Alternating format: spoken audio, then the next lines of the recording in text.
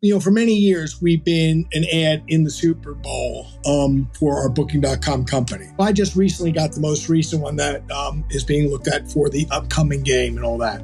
And they say, what do you think? And I always say, it doesn't matter what I think. It's irrelevant. It's what have you come up with? And is this worth the money to spend on it, or should we sell the stock or not? I mean, it's nice for you to ask me, but what the heck do I know?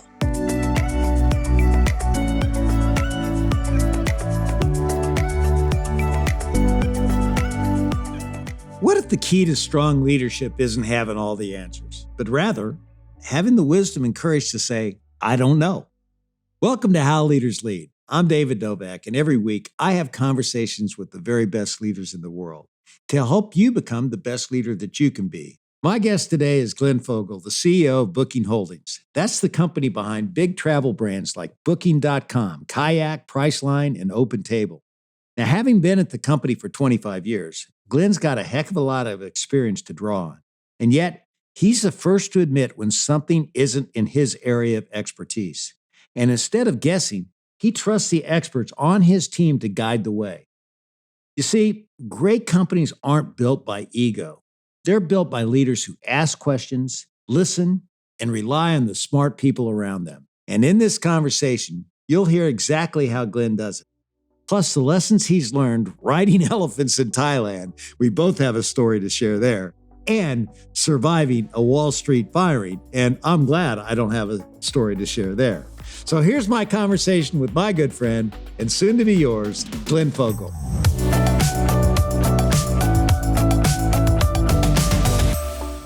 I was, once traveling in Thailand. I was at this franchise meeting, and, they had this big event, and they put me on this elephant. And I was, my legs were stretched out so wide, and I was on this thing, what seemed like it had to be an hour. Okay. And I finally got off, and I think I was out of commission for about 3 days, and that's one of my travel stories that I have. And I know you travel the world. Do you have any stories that really stand out for you as you think about what you've been able to see as the CEO? Well, so let's go to Thailand. And so it's northern Thailand, and it's the summer after my first year of law school. And instead of working, I decided I'm going to just go off to Asia for 3 months and just travel around by myself. I didn't have a lot of money, but, go cheap, the old hippie trails, they called it back in the days. So I'm up out of Chiang Rai, and I'm going to get together with a bunch of people I've met. We're going to get somebody to take us out to see some of the hill tribes, do some hiking out to get there, and we're going to get an elephant transportation from one village to another at one point. So you absolutely were not told the right way to ride on an elephant is the head of the elephant. And first of all, they had those seats, those chairs type things, but those after like 2 or 3 hours, that's really uncomfortable too. It doesn't work. No matter what position you're in, it's not good. So, but what is comfortable is sitting right on the neck and the head of the elephant. That's fine. The problem is, though, the elephant every so often wants to put its head down and maybe get, some water or look at something, or he wants to put his head up and he wants to go get a leaf or something with his trunk. And so you have to be very conscious of when the elephant's going to move its head, because you do not want to fall off the head of an elephant, I assure you. I love it. I should have had that coaching before I went to Thailand and gotten that from you. I need that. Traveling the world, that's on everybody's bucket list, Glenn. I mean, everybody wants to travel the world. How do you tap into that human desire in your company? The thing that you just said is so true. Maybe it's something in our DNA. And maybe, a million years ago, the Homo sapien, whatever our species was a million years ago, for whatever reason, somewhere in the Serengeti, there's just this desire to see what's over the next hill. And they did. And that's how, obviously, the human species spread around, and Homo sapiens all over the world and everything. There's just this desire to see something else. I don't know why, but I think it's just in our DNA. So we don't need to create demand. What we need to do to be successful is to help make it easier. And that's why our mission is making it easier for everybody to experience the world. And that's what we're trying to accomplish at Booking Holdings and all the companies that are part of it. Yeah, that's a huge noble cause, really. When you think about it, because you tap into this innate desire, and every company You kind of want to have something that gets you up every day and knows that you're doing good. I bet that has to generate a lot of pride with your people. It does. It does. And I talk about it a lot. And it's interesting. Obviously, during COVID, horrible time.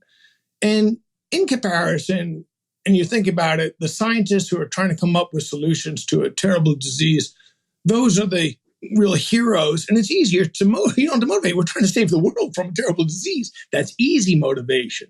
Once upon a time, I worked on Wall Street.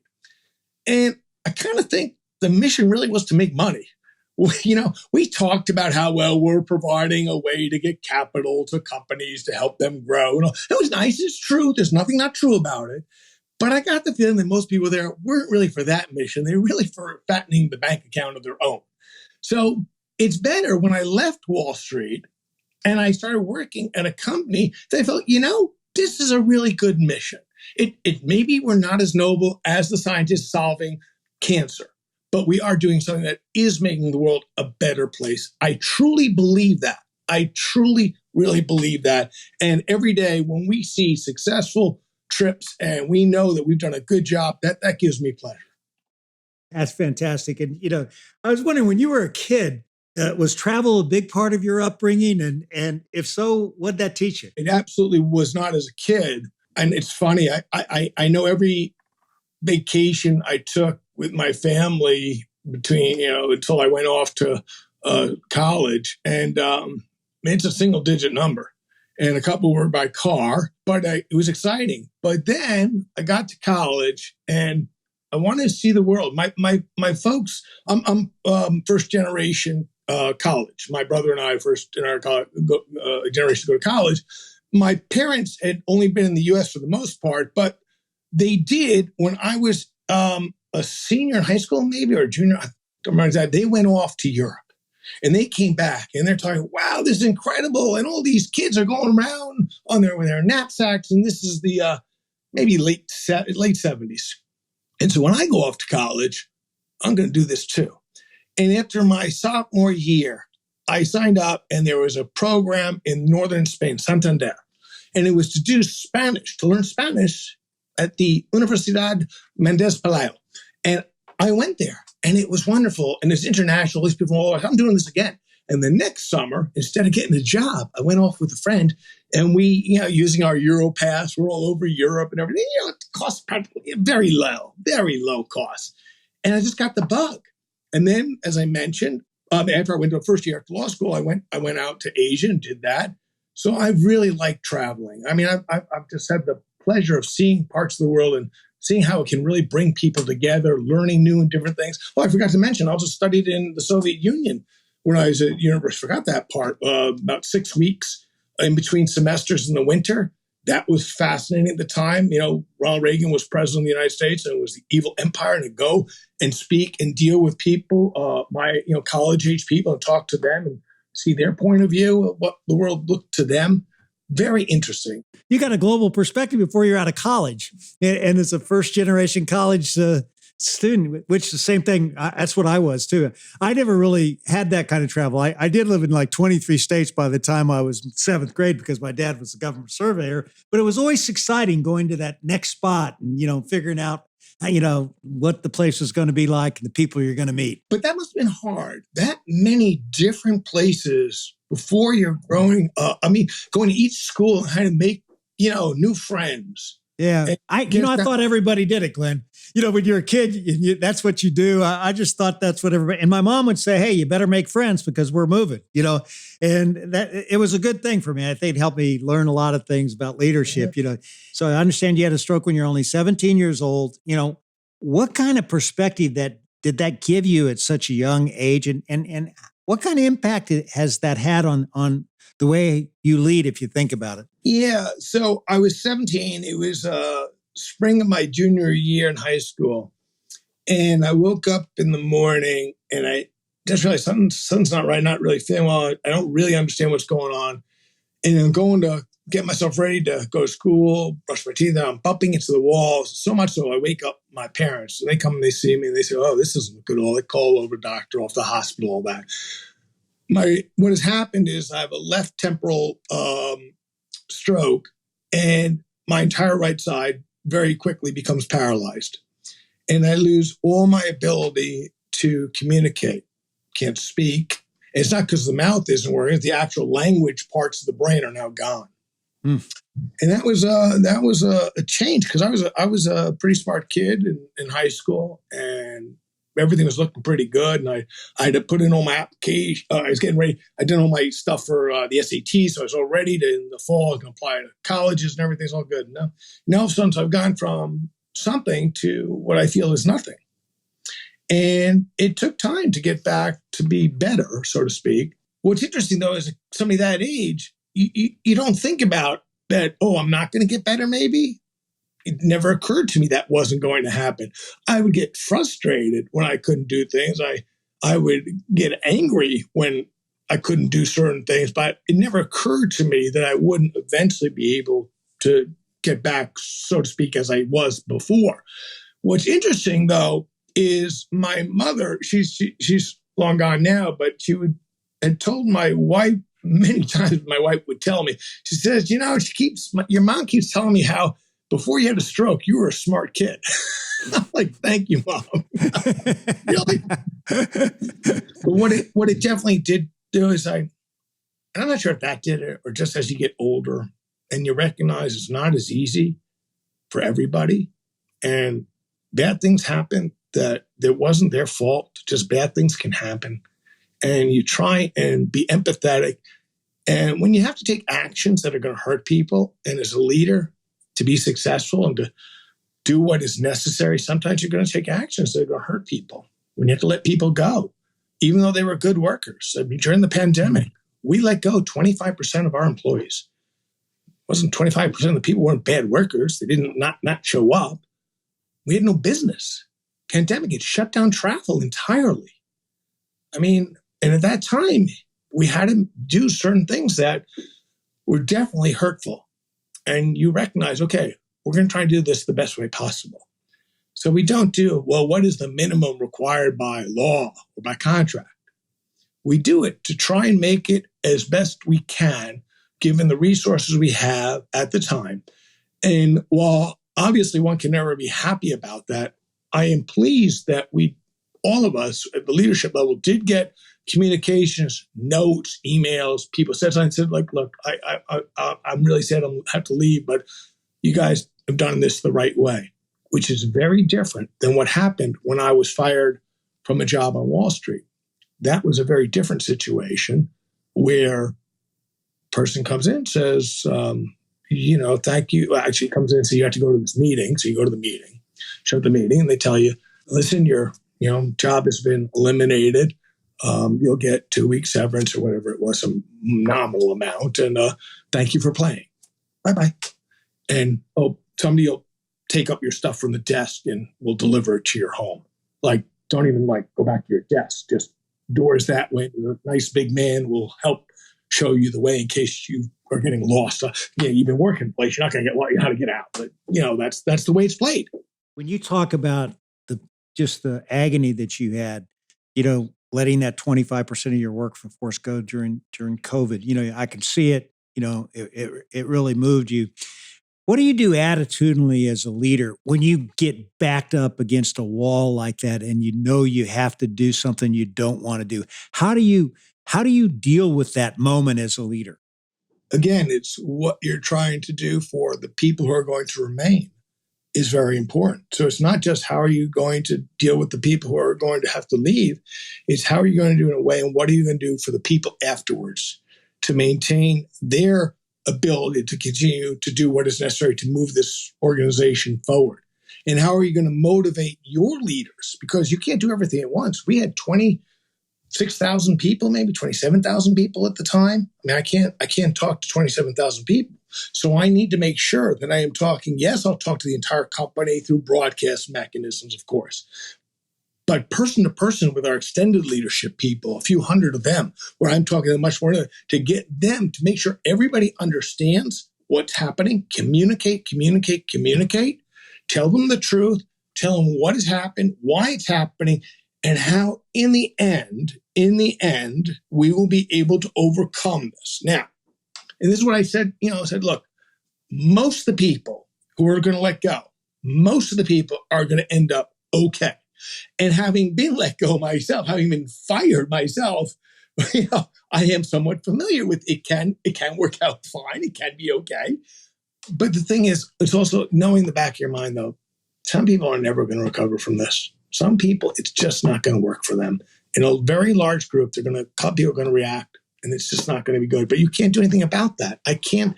You can't save everybody. So you do what you can for the most people you can. It's one of the tough things about leadership, but you always have to think about the team that's going to go forward. Totally. And look, we've all been there. You've been there, I'm sure, many, many times. And it's one of the unfun parts of leadership. It's fun when you're winning. It's not as much fun when you have to make very hard choices that you know are going to hurt people. Hey everyone, it's Kula, and if you are looking for a resource to help you level up as a leader, go and get our weekly Leadership Digest. It's our roundup of leadership resources that we deliver straight to your inbox every Friday morning.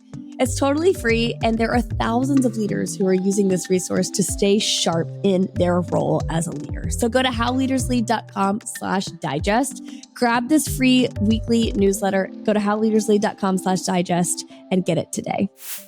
You mentioned earlier, Glenn, that you started your career out on Wall Street, and you talked about how there's a lot of people there are in it for themselves, and they didn't necessarily show as much compassion as they you might want to have. But when you think about it, how did that prepare you to lead? I mean, there's so many things. And by the way, my first job after I went to college, it was on Wall Street, but it wasn't, as you would think. I was an IT person. I was actually coding on Wall Street. And then I said, well, I got to get over to the other side, not the back office. I want to be in the front office, but you can't go from being an IT guy to being an investment banker right away, which is why I then went to law school so I could get a job on Wall Street in the front office. But that part about being on Wall Street and stuff, and there's so many things you do learn, skills that you do learn. One thing that's really important as a very young analyst type person, where you're basically a grunt, is understanding the need for making things perfect. And that's something now, which, we talk about a lot sometimes, is people have to have the knowledge that what you do, the work product you do, matters. And that can be even something as simple as, if you're putting together a presentation, make sure it's right. Spend the time to make it right. And when I get stuff that I see that sloppy, isn't right, or, there's a footnote, but I don't know what the footnote goes to. I think, did anybody read this before it got to me? And that's one thing. And I think that, look, we know perfection is a goal we will never get to, but there's nothing wrong with trying to get there. And in the year 2000, you joined the team at Priceline. What inspired you to leap from the world of finance to travel? Well, so here's the thing. So I am the head trader at Morgan Stanley Asset Management for a very well-known guy, Barton Biggs, really pretty much a Wall Street legend. And as a buy-side trader, it's really not that interesting, or at least it wasn't to me, because really what I'm trying to do is execute the trades in the most price-efficient way. And at the end of the day, I'm like, who cares? And at the same time, the internet is booming, booming, booming. Now, before I'd been in this trading role, which I got after I'd been fired from as an investment banker several years earlier, I had been an investment banker that we did a lot of work for the airline industry. So I knew a lot about the airline industry. So I'm thinking, okay, I know technology because I'd been a coder. I know the air transportation business banker. I know a little bit about capital markets as a trader. And there's this company, Priceline.com, that was this golden child coming out in 1999, did their IPO in the spring, and the thing is just rocketing up. And they need somebody to be a corporate development person. I think I got a law degree. I know about M&A. This is perfect for me. And it's not far from home, because most of the big, the big .coms in the turn of the century were all over in California, Silicon Valley. It's like the only big star on the East Coast. And so I applied for the job the end of 1999. Going to 2000, they offered me the job. I said, I'd like to wait. So I get my bonus because the bonuses are paid end of February. And so I'll come the end of February. And they said, great. So I leave Morgan Stanley and I go to an internet company at the last week of February, thereby top ticking, the term is, the trade. I've gone long internet right as the NASDAQ peaks, first week of March 2000. And the thing is, it proved that it was smart for me to leave being head trader Morgan Stanley Asset Management for Barton, because I clearly know nothing about trading, having top ticked the trade going long internet in 2000. Absolutely. Now, in the time I've gone, a week after I joined the company, the stock at the time is worth, let's say 15 billion or so market cap.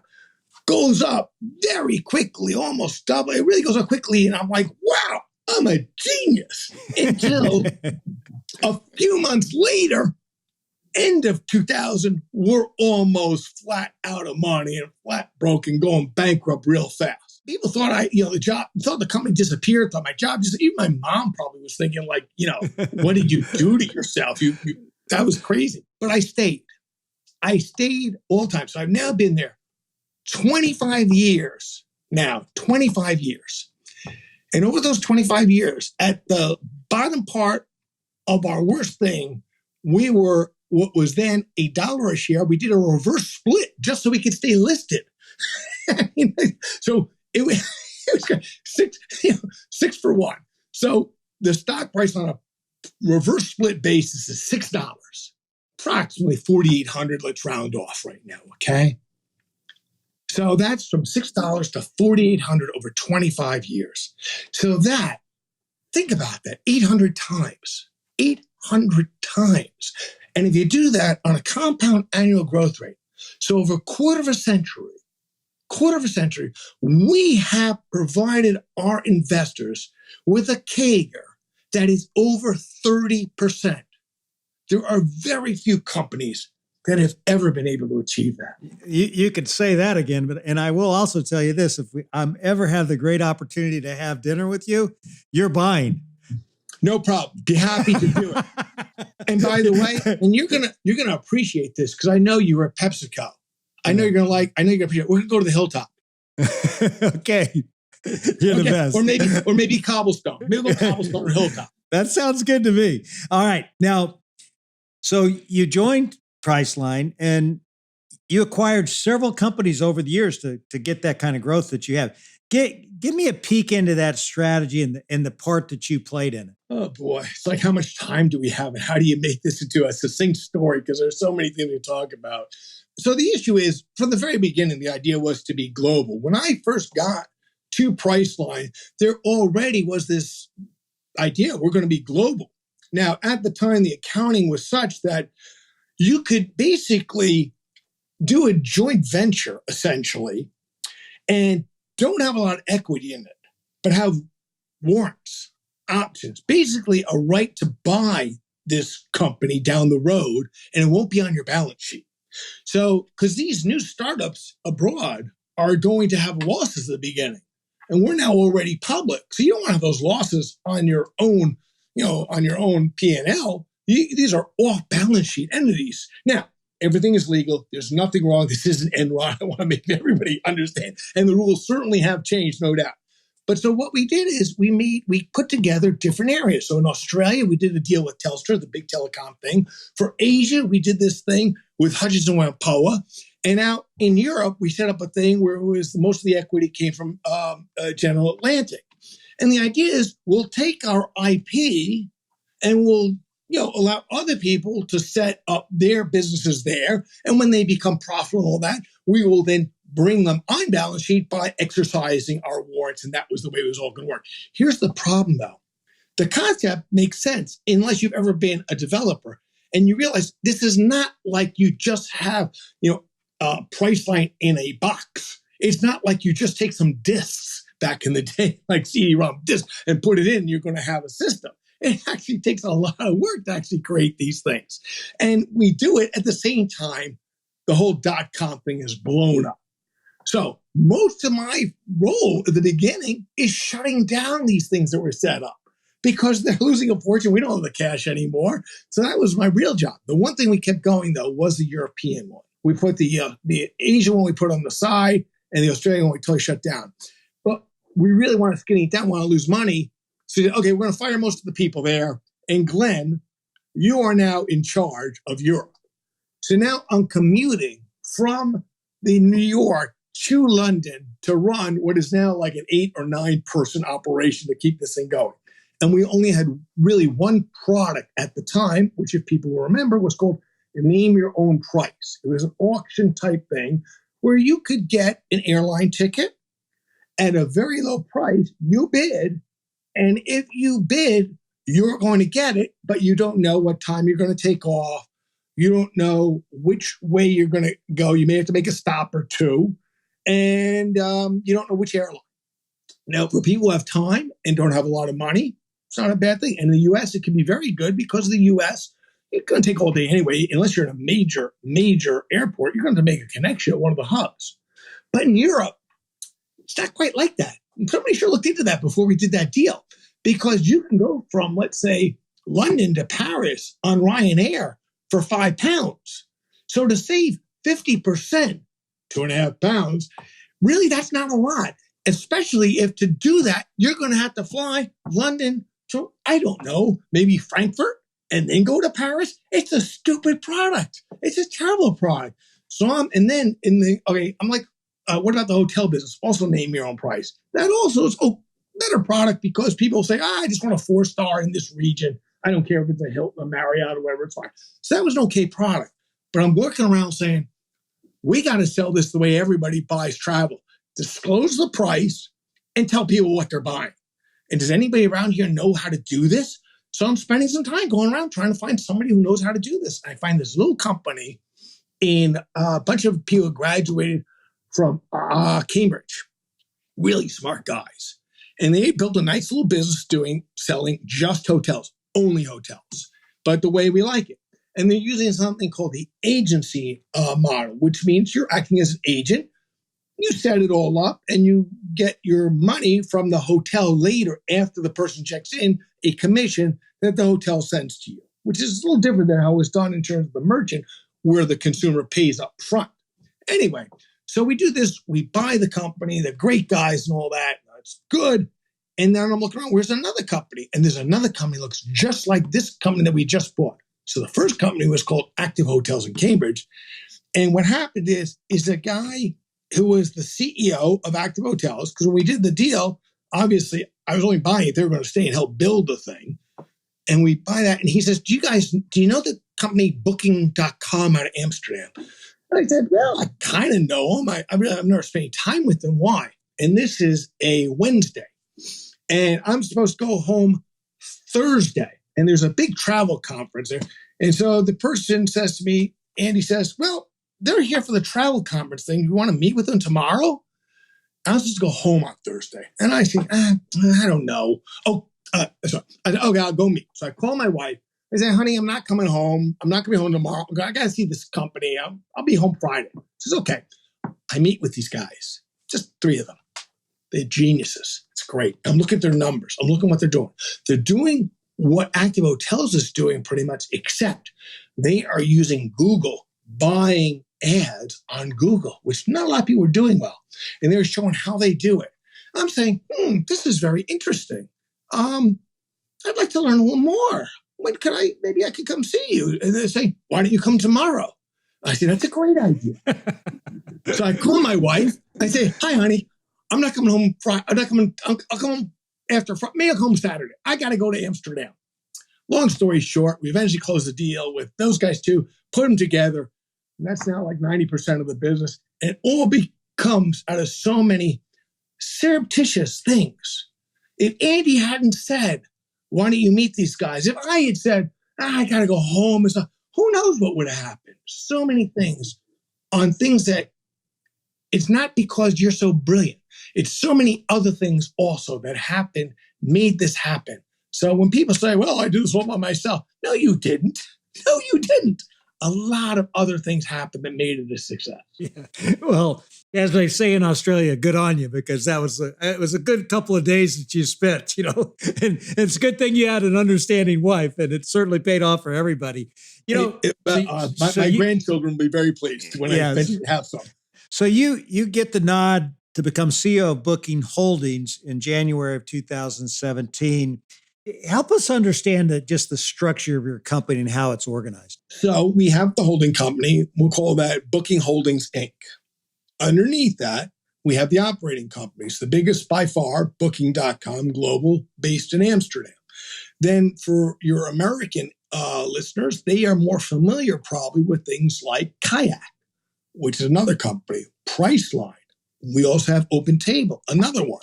Then there's another very big company that I'm sure many people in America don't know, called Agoda, which is based in Bangkok. So I get to go to Bangkok a lot, by the way. So that's why you're a professional elephant rider. Exactly. So there are a lot. So those are the major names. We have other ones too. We have other companies too, but those are the biggest ones to mention, really. Rentalcars.com was a company we acquired that you won't be surprised they do rental cars. Yeah. Based up in Manchester, UK. We've merged that into Booking.com. So it still exists as a brand, but it is wholly part of Booking.com. And Booking.com rental cars is actually now bigger than the rental car brand, but that's a separate issue. One of the things that I tried to make a priority when I was running Yum Brands was making sure that we shared best practices across the brands with KFC, Taco Bell, and Pizza Hut. Is that something that you think about too, or are you totally decentralized? No, all the time trying to make it more and more. So when we first started off, so for example, when we bought that company I mentioned, Active Hotels, and then Booking.com, merged them together and put in through and also our Priceline European thing that I've been, me and my 9 people, put that all as one thing. The critical thing was I did not want to do any integration at all. And I stressed how important that was to Jeff, Boy, others who were there at the time. We were older and we all agreed that was right. And here's the thing. One of the easiest ways to really wreck a non-US company that is operating outside the US, one of the best ways to wreck it is parachute in a bunch of Americans who don't know anything about it, okay? The reason we bought these companies is because they had already they had displayed to us an ability to be very successful. So the key thing was creating an incentive plan that, yes, we were buying the companies they had founded, but we wanted them to stay. And we wanted them to continue to work. And we will reward them tremendously if they are able to create the success that we believe they would be able to create. And that's what we did. So we were very separated. There was absolutely no centralization. We're about as far apart as could be. And that can cause all sorts of issues in terms of turf, in terms of who's doing what.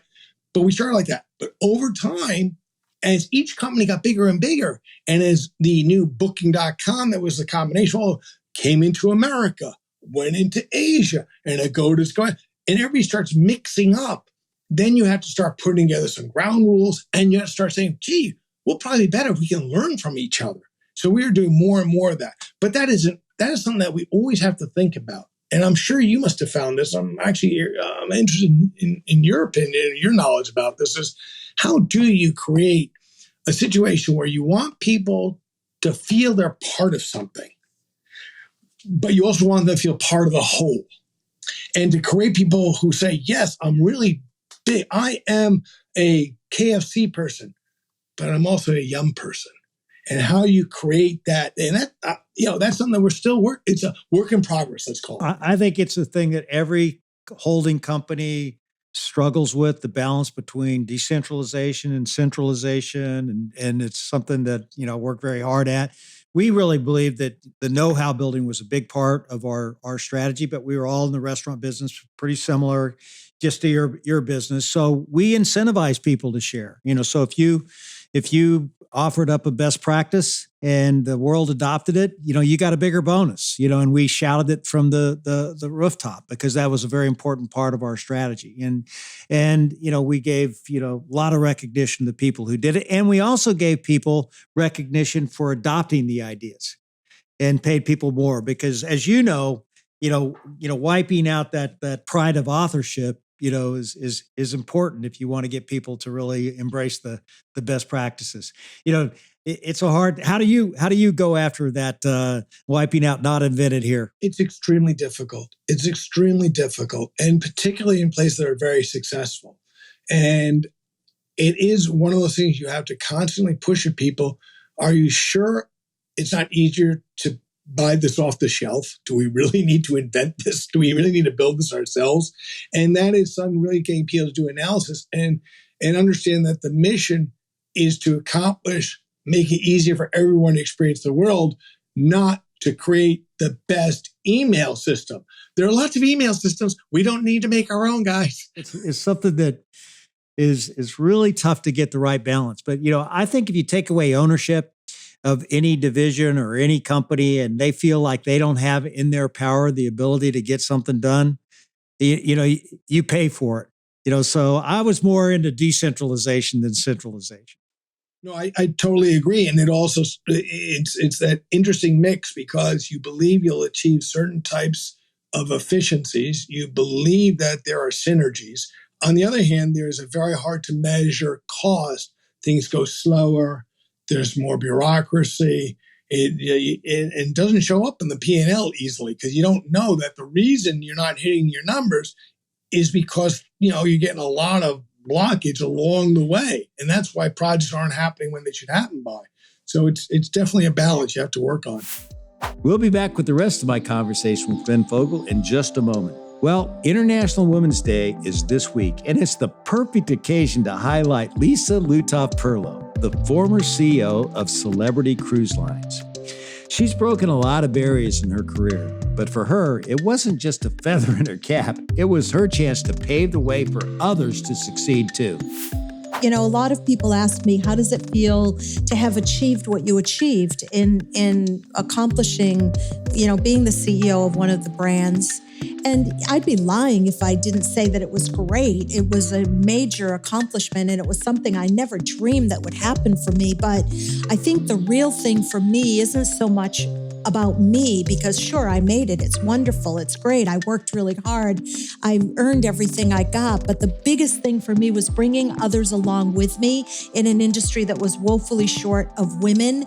And there was, the gender imbalance was staggering. At that time, 3% of the women on our bridges were women. And by the time I stepped down from Celebrity in April of 2023, 33% of the crew members on our bridges were women. And I did that with the help of men that I worked with who were equally passionate about more gender equality on our bridges. And I give them a tremendous amount of credit for helping get us there.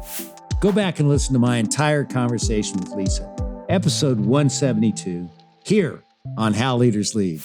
So, Glenn, I got a question for you. You come up in finance, you have a legal background, and then you run this company that has, millions and millions of customers, okay, millions and millions of transactions. Did you have to work hard to develop your marketing skills, your customer skills, or was that something that came natural to you? Or how do you think about the customer side of the equation in your job? So I know very little about marketing, and I am very, very, very comfortable not feeling that I have any sort of expertise at all. And that's why we have chief marketing officers. And that's what they're supposed to do. And so, for many years, we've been an ad in the Super Bowl for our Booking.com company. And we always, are deciding, should we spend this kind of money for this? Is there really a return or not? And they do all the testing that one should do on the actual content, and the creative. This is good. And so I just recently got the most recent one that is being looked at for the upcoming game and all that. And they say, what do you think? And they always said that. And I always say, it doesn't matter what I think. It's irrelevant. It's totally irrelevant. It's what have you come up with? And is this worth the money to spend on it? Or should we sell the spot or not? I mean, it's nice for you to ask me, but what the heck do I know? And, you have your numbers, you have your opinion. That's what you're supposed to do. You tell me. How many CEOs have that kind of comfort? From your perspective, Not many. I mean, not many are I don't very know, good but at saying, I don't know. Maybe they know more about marketing than me. Maybe, but I like the fact that you know what you know and you know what you don't know. Now, in my research, I've learned that you live by the maxim, in God we trust, everybody else bring data. Say more. It's not, I didn't invent that. That's been around for a very long time, but I do believe in it. And how do you drive that in your company? It's in the DNA from long before I got to any level of having any authority of any kind. So that is something that's been there forever. You can go too far that way though. And I've talked about, we had a meeting last year with a very large number of our data scientists, our mathematicians, our PhD statisticians. I mean, these people are brilliant, brilliant people, and they believe data is everything. Okay? And they asked me to speak at the opening of this thing. I say to them, I say, listen, we all agree how important data is, and that has gotten us where we are because of our devotion to the facts and not opinions and all that. But everybody, what we have to understand is it's real easy to be certain that your numbers are telling you something. It's also real easy to make mistakes. Your model's wrong. The way you set up your experiment was wrong. And you're absolutely confident and you do that. And I said, everybody, let's look back on our history. We in the past have believed certain things absolutely is the truth. And then we said, oh, wait, this isn't right. And we shouldn't be doing that because the data actually says this, because we had made a mistake or somebody had made it, or the world changed. And what was true in the previous is no longer true. And I gave a whole bunch of examples. Look at the number of things that are published in very respected, professional, peer-reviewed journals. And there's you can't replicate the experiment. And then they have to pull what they had already peer-reviewed approved. And you see that over and over. You see that coming up over and over again. So what I say is look, we do believe that data is the most important thing. But be very careful that it may not be right always, and always think, does it make sense, common sense? And if something is telling you that doesn't fit your common sense, well, the data could be absolutely right. It's telling you that, and your perceptions, your emotional biases, your human mistakes are okay. The data go with that. But at least maybe you want to check that again, because maybe there was a mistake made in that. And that's something really important. But we are fortunate, and I think absolutely the reason for one of the many reasons for our success, but one of them was really understand the concept of A/B testing 20-something years ago. You mentioned that the world does change. And, travel is this magical thing that gives people hope. It gives them something to look forward to. What do you see changing in the world of travel that gets you excited about the future? Oh, my God. It's so exciting in terms of how much easier it will be in the future. It's already so much easier. Think about 25 years ago than go today, okay? 25 years ago, you would get a ticket that had this red carbon thing on the back, would go on your hand if you had to carry a paper ticket around. Do you remember that? Yeah. And if you wanted to contact somebody, well, yeah, there was email 25 years ago, but a lot of stuff was still done by a thing called fax, which is short for facsimile, which I bet half of your listeners have no idea what we're talking about here. I agree with you. And I go, and how much you get? Think of it now. Now we have at booking.com, we have our AI trip planner where you can just type in, I want to take a trip to Florida, and have a communication going back and forth to help create the itinerary. Or Priceline has their AI product called Penny. Or if you have an issue with your reservation at a restaurant, and we've hooked up, because we don't have all of them set up yet with this, and you're talking to somebody to fix the reservation for that restaurant, it's actually being done by AI is fixing it. AI is doing that. And there's so many things that are so much better. So great, we've seen all this progress. But we also know that travel is still incredibly frustrating. Things go wrong.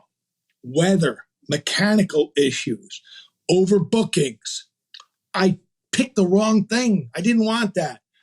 And with all the developments that we're getting in technology, all the new generative AI, and all the machine learning things, and we've been doing machine learning stuff for more than a dozen years, that really is helping our business. But so many things coming forward and will enable travelers to have a much easier, better time.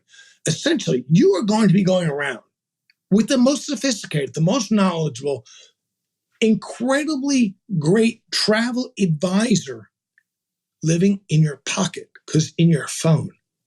And it will be giving you advice. It will be giving you changes. I'll give you a simple example. You're going to Amsterdam, nice thing. And we're suggested that you take a boat ride. Nice canal trip. It's great. And we also, there's a great museum, the Rice Museum. You go there too. And we got it all set up for you. It's all easy to be done. You're there. We know, though, the weather on Thursday, when you're supposed to take this boat ride, it's going to probably rain. And we know you're currently scheduled for Wednesday with the museum when it's sunny. And this is Tuesday. And we tell you, and listen, I think it's a good idea. We'd like to change this for you, put you on the boat on the sunny day, Wednesday, go to the museum on the rainy Thursday. And we're doing that all automatically through AI. Fantastic. And we're telling you this. So it's coming to you on the phones, be pushed, and it's going back and forth. And the rest, everything. Just imagine you're walking around with the most expensive travel agent in the world who knows everything, because all in the database, and knows you better than anything, because you have been buying from us and we know you and we know what you like. And you don't have to say, I really want the aisle seat all the time. We know that. We don't try and put you into the seat with the window on the plane. So many things. So we will save so much of the friction. And it goes all the way from when you first start thinking about travel to all the way through it to the time you're back home, safe, happy about the great, great vacation you took. You know, Glenn, you guys have been doing machine learning for well over a decade. You're all over AI. You know, as a leader, you know, how did you identify the importance of that, and what have you done with yourself and your team to get this capability in AI, where, you know, everybody else seems to be struggling with it? Everybody is struggling too. By the way, we're doing all these things, but I continue to tell the team we've got to go faster. You don't know what's going to come out tomorrow. Who knows what somebody's inventing in some garage somewhere, and it's going to come back and poof, be the new thing. I mean, just look at the, you know, you remember, and again, many of your people may not know, who are listening, won't remember Al Gore talking about the the information highway. Remember that? The information highway? Well, the information highway is filled with the wreckage of companies that did not see in the future how much things were going to change. And those are, my God, remember BlackBerry? Where are they today? Where's Yahoo today? Yeah. Where Xerox invented so much of what we do today. The mouse. I mean, so many things. The list is endless of people who weren't thinking, what is the next disruptive thing? How can we get ahead of that and try and do that? And it's hard. And, you know, we both, I'm sure you read the Innovator's Dilemma, Christensen's book, very famous book. And that is a problem, because when you have a successful business and trying to disrupt it, it's very difficult, because you're making money, your investors like this, and you have to have a balance. So it's not easy to motivate people to go, we got to go for the next new thing. But that's going to be risky and it's going to cost money. So you have to create the right balance. And we've been fortunate that we have people who really do get it. And that's really good. Yeah, absolutely. And the brands and companies you mentioned, it's a graveyard, those people that tried to protect what they had versus seeing where the world was really going. One of my favorites is Blockbuster. Because if you recall, they had Netflix. They knew it. They knew where it was going. And they still couldn't do it because the pressure, I don't know how much you know the story. I know the whole story. Yeah, right. Absolutely. So they had it, but they couldn't make that change. They couldn't do it. Hanging on. I'll tell you, Glenn, this has been so much fun, and I want to have some more with what I call my lightning round of questions. So are you ready for this? Okay. I hope you don't mind if I go slowly. The 3 words that best describe you. Smaller than average in stature. Looks younger than he is. And willing to listen. If you could be one person for a day beside yourself, who would it be? There's nobody. I like being me. Your biggest pet peeve? Okay, so this is, and I don't understand why my wife and I have a disagreement about this, but I grew up, you took anything you, plate, glass, whatever, you put it in the dishwasher or you washed it in the sink and you put it in the drying rack. That's how I grew up. My wife grew up where you put the plates and everything into the sink and you wait until it gets so filled, and then you rinse them and put them into the dishwasher and do it there. I don't understand why. I mean, who likes looking at a sink full of plates and dishes? I don't get it.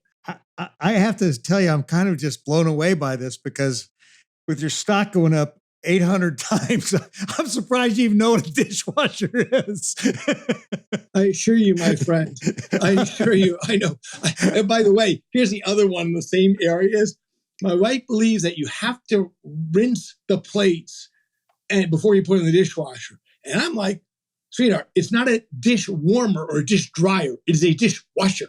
Why do we have to wash it before we put it in? But whatever, marital disagreements. I love it. Who would play you in a movie? Who would make a movie that I'd be in, please? What's the biggest lesson you've learned from traveling? What a wonderful world it really is. It really is. And sometimes people don't recognize we only have one of them. There's only one place, Earth.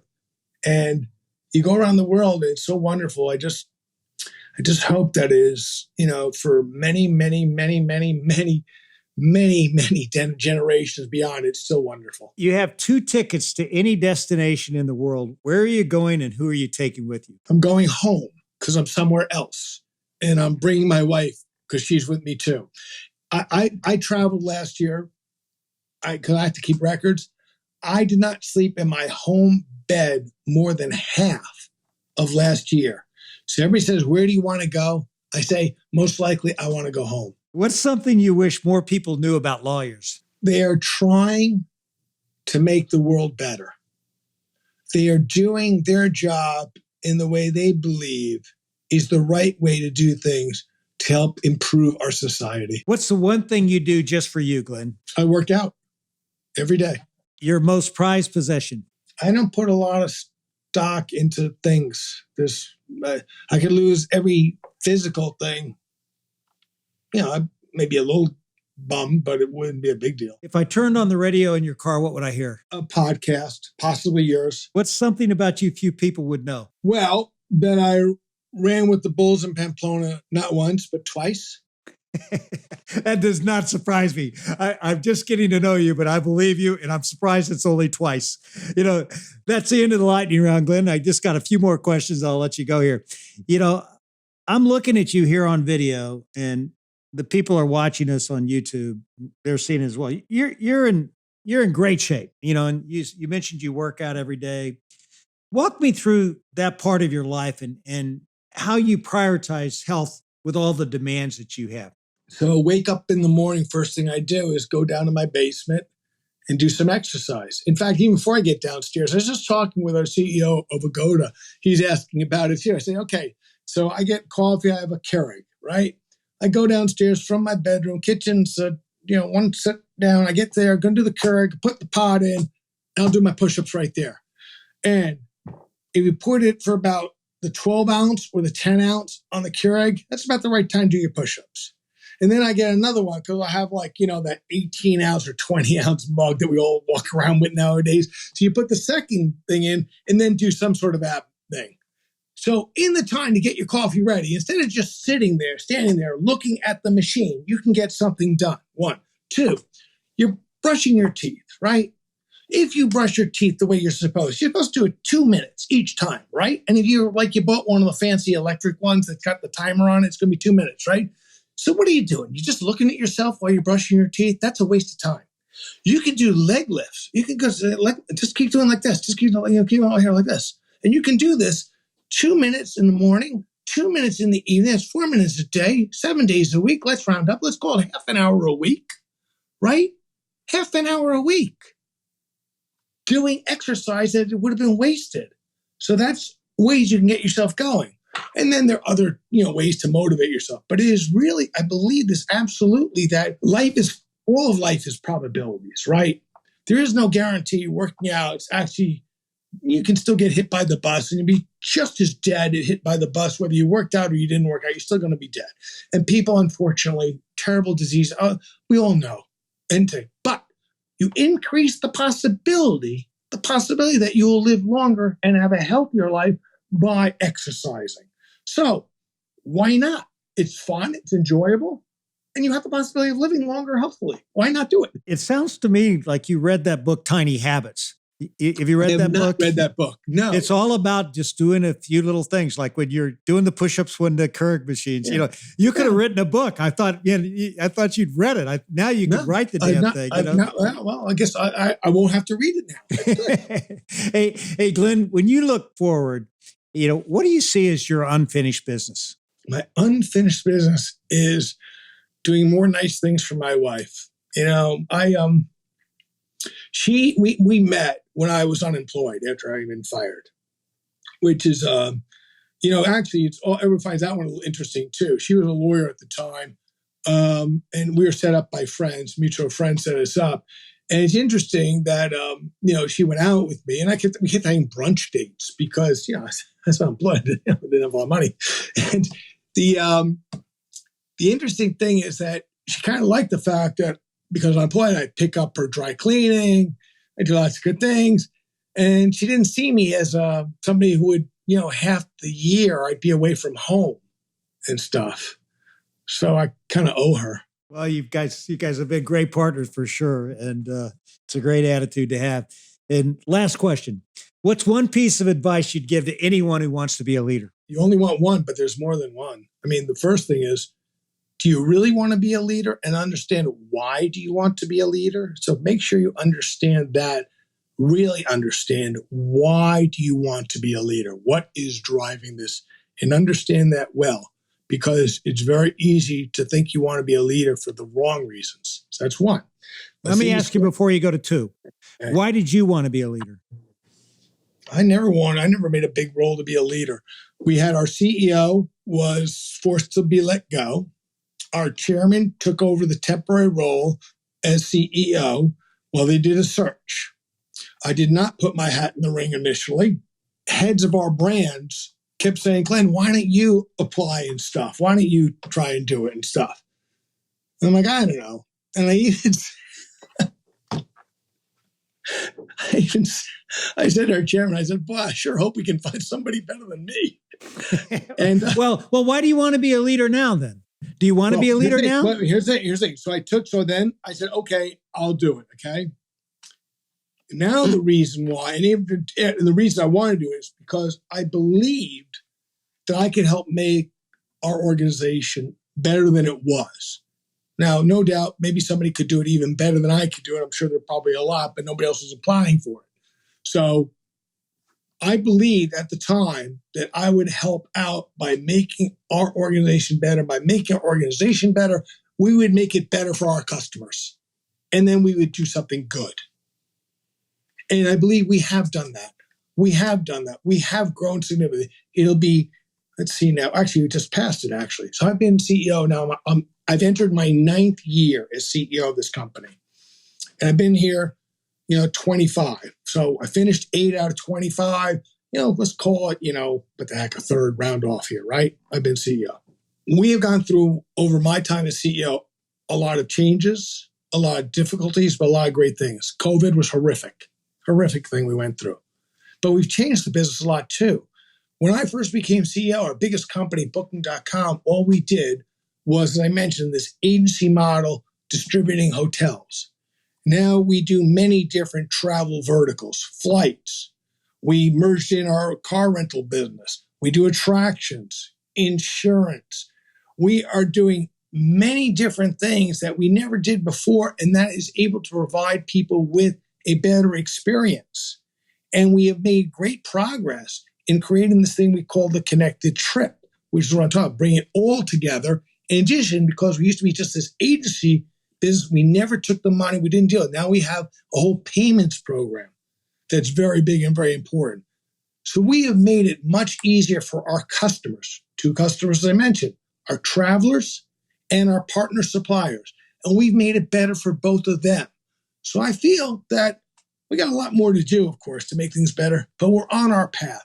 And now with Gen AI, I tell the organization, as exciting as it's been and what we all together be able to create over the last quarter of a century, we're just beginning. We are just beginning with this technology. It's going to be so much better. And it's kind of fun to help do this. Yeah. So the first thing was know why you want to be a leader. And then you were going to give me a second. Yeah. Well, the second thing is, okay, now you're a leader. So one thing is look at other people who are leaders, learn, read, listen, see what parts you want to take from them. Say, I want to be like that kind of a leader. I want to be the way that person does. How do we learn? We learn from others. We learn reading. And that's the thing, you've got to learn. And I'll tell you, it's unfortunate that, well, you've been doing what you've been doing to help people prepare to be a leader. But, so I went to the Wharton School, undergraduate, Penn, and I went to Harvard Law School. There never was a course in how to be a leader. Nothing, not at all. Yeah, at Wharton, we had a thing called management courses, right? But they never really talked about what it means. What is leadership? What does it have to be? And I think that we could all benefit a lot if we all had some actual practical lessons in leadership. As part of our leadership group at our company, we are developing those now. And it's a shame, though, you don't get that until you're already sort of like given the job of being a leader. Yeah, that's true. We should get those earlier. One of the things that I've been very impressed by you is you're very self-effacing. You don't seem to take yourself too seriously. You don't claim to be the smartest person in the room.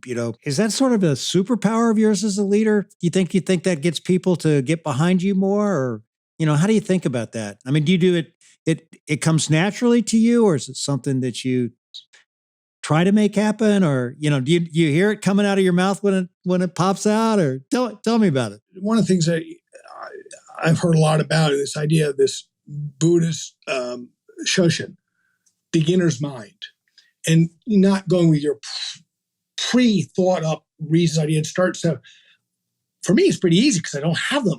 Like it's about marketing. I don't know anything about it. I don't know. It's recognizing it's so easy if you look at it that by depending on other people's expertise, we will achieve better things than just because you have a status level that therefore you would know. Just because you have a title does not give you instant knowledge and information at all. You just got to be willing to admit you don't know anything and ask, and then try and do it and ask smart questions, and then why are we doing this? Explain again to me. How is this going to help? Why is this? But what about that? And bring people who have different opinions to debate it together. And that helps us form as a collective better decision making. So I don't think it's actually that hard, actually. I think it's actually the way, obviously sometimes you have to make the decision even though you don't have enough information and you're not as expertise as the people who gave you that, but they gave you different information. And then you have to make a decision. That's judgment. And hopefully you've learned a little bit over time. Look at Kennedy during the Cuban Missile Crisis and how he made decisions there. He was not an expert in nuclear missile stuff, and he wasn't. He had run a PT boat in World War II. Wasn't like an admiral, and he had to make these incredible decisions. And he depended listening to other people. And a lot of people gave a lot of different opinions. There are some people say we should nuke Cuba today, and there are all sorts of things. And he had to make that decision even though he had imperfect information and he had different experts telling him different stuff. And that ends up being the leader's part of their responsibility, though, is making that ultimate decision when there is different opinions and such. And, I have the opportunity to talk to a lot of leaders. I do it, every week, and one of the things that always impresses me is when I'm around someone who has so much incredible energy and passion for what they do. And I don't know how anybody could work at Booking Holdings and have you as the CEO and not say, hey, you know what? I may not agree with that guy all the time, but there's nobody that's putting his heart into it more than him. And there's nobody that's giving his all more than he is. And, he believes in me. And I think those are great characteristics you've displayed in this conversation. And I want to thank you for taking the time to have it. Well, I want to thank you. And I want to say, though, there are 25,000 of us now. And I think they all have pretty much the same type of enthusiasm and want to achieve too. So it's not just me.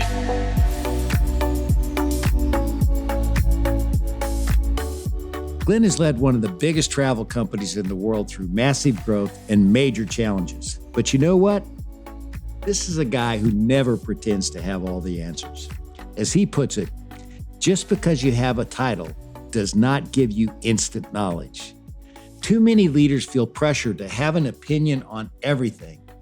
But the truth is, the most effective leaders surround themselves with smart people, ask smart questions, and then listen. And that kind of humility is powerful. It's how you create a culture where people feel empowered and the best ideas win. Not just the loudest voices in the room, not just the people who have the most power, not just the people who have the big title. This week, when you're faced with a decision outside your expertise, I want you to pause. Instead of offering your own opinion or pretending like you have the answer when you really don't know it for sure, I want you to ask a question. Lean on the experts around you. You might be surprised at what you learn and how much stronger your team becomes because of it. So do you want to know how leaders lead? What we learned today is that great leaders know what they don't know. Coming up next on How Leaders Lead, I'm sitting down with Hayes Barnard, the founder, chairman, and CEO of GoodLeap, a finance company that provides loans for sustainable home upgrades. I want to connect the brightest, most driven, most talented people that are on a mission to do good at meaningful scale. And to do that, boy, you better have a big enough mission for them to wrap their hearts around. So be sure you subscribe on YouTube or wherever you get your podcasts so you don't miss it. Thanks again for tuning in to another episode of How Leaders Lead, where every Thursday you get to listen in while I interview some of the very best leaders in the world. I make it a point to give you something simple on each episode that you can apply to your business so that you'll become the best leader you can be.